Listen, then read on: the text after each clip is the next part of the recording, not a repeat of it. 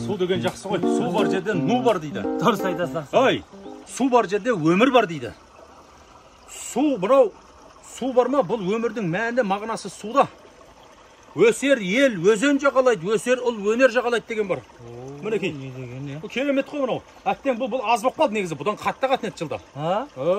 Биыл жауын шашын болмай қалды ғой, қуаңшылық болып. Ой, қиналып қалды ғой біраз жұрт. Ана біздің үйден қайтатын кезіңізде былтыр білесіз ба, есіңізде ма? Біздің үйден қайтып баратқан кезде нөсер жауын құйып. Сол кезде ана үстіңіз су болмасын деп қолыңызға зонтик ұстатып жіберген ғой. Иә.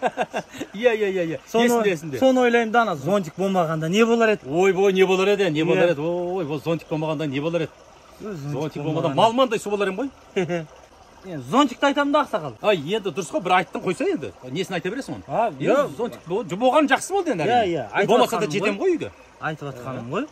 Енді мынау, енді ең бір қиын болып атқаны мынау Ақтау, Атырау қиын болып жатыр. Ақтау, Атыраудың адамдары қиналып жатыр. Су аз болып ше. Ой. Ақсақал, сол кезде берген ана зонтиктің светі қандай еді? Ой, светін қайдан білемін? Неменеге айта бересің ондай? Адам жақсылық істеді ме, айтпау керек. Қара тұғын. Қара болса не бопты? Қара тұғын. Жоқ, сұрап атқаным ғой, ақсақал. Ой, сен. Сол зонтик болмағанда не болар еді деймін да, Ой, сен де бір қоймай дегенсің, бір зонтик бар, бір өзің бар. Немене қайта айта бересің? Зонтик болмағанда не болар еді? Ой, иттің баласы.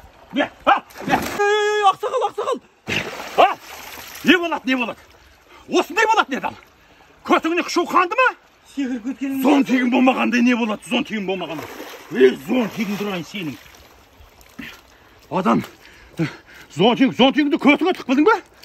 Мұртым түсіп қалды ғой, иттің баласы. Ақсақал.